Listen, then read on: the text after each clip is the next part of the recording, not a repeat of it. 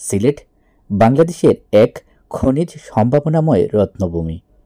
এখানে শুধু প্রকৃতি নয়, পাহাড়, নদী আর পলিমাটির নিচে লুকিয়ে আছে প্রযুক্তি দুনিয়ার সবচেয়ে মূল্যবান সম্পদ বিরল খনিজ। বিরল খনিজ বা রেয়ার আর্থ এলিমেন্টস হল 17টি মৌলের একটি গ্রুপ। ছোট পরিমাণ হলেও প্রযুক্তির সব জায়গায় লাগে এগুলো। আইফোনের চিপসেট, বৈদ্যুতিক গাড়ি, রাডার, সোলার প্যানেল, এমনকি মিসাইলেও। এই মুহূর্তে বিশ্বের 95% উৎপাদন করে চীন। ফলে পৃথিবীর সব বড় দেশ চায় এর বিকল্প উৎস খুঁজে পেতে। যুক্তরাষ্ট্র চীন উত্তেজনার জেরে চীন বিরল খনিজ রপ্তানিতে সীমাবদ্ধতা এনেছে। ফলাফল, আমেরিকার প্রযুক্তি ও প্রতিরক্ষা শিল্পে দেখা দিয়েছে ভয়াবহ ঘাটতি। বিশ্ব এখন খুঁজছে চীনের বিকল্প, আর ঠিক সেই সময়ই উঠে আসছে বাংলাদেশের নাম। বাংলাদেশ ভূতাত্ত্বিক জরিপ অধিদপ্তরের গবেষণায় দেখা গেছে যমুনা, ধরলা ও বড়পুকুরিয়া কয়লা খনি থেকে পাওয়া গেছে মূল্যবান বিরল খনিজ। 1 কেজি বালু বা ছাইয়ে পাওয়া গেছে 60 থেকে 800 মিলিগ্রাম পর্যন্ত বিরল মৌল, যা আন্তর্জাতিক মান অনুযায়ী বাণিজ্যিকভাবে উত্তোলনযোগ্য।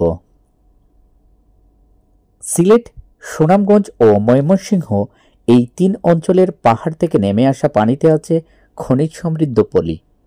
এই নদীর বালুতে মিশে আছে মোনাজাইট, জিরকন, যা বিরল খনিজের বাহক। বিশেষজ্ঞরা বলছেন প্রতি বছর দেশের নদীগুলো আনুমানিক 1 বিলিয়ন টন বালি বয়ে আনে। তাতে রয়েছে বিশাল সম্ভাবনা। তবে সম্ভাবনার পাশাপাশি রয়েছে চ্যালেঞ্জ।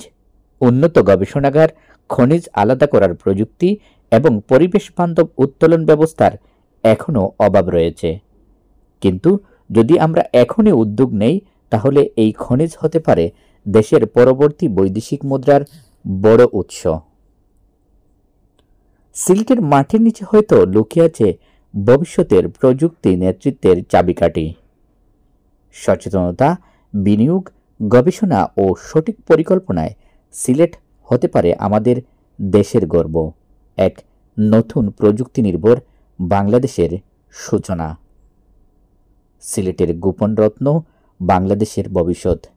বন্ধুরা, ভিডিওটি যদি ভালো লেগে থাকে তাহলে অবশ্যই শেয়ার করে অন্যদের দেখার সুযোগ করে দিবেন, এবং সেই সাথে একটি অনুরোধ, আপনারা যদি আমাদের চ্যানেলটিতে নতুন হয়ে থাকেন তাহলে সাবস্ক্রাইব, এবং আমাদের পেজটিতে নতুন হয়ে থাকলে লাইক অথবা ফলো দিয়ে সাথে থাকার অনুরোধ রইল। পরিশেষে ভিডিওটি দেখার জন্য আবারও জানাচ্ছি প্রত্যেককে অনেক অনেক ধন্যবাদ এবং কৃতজ্ঞতা।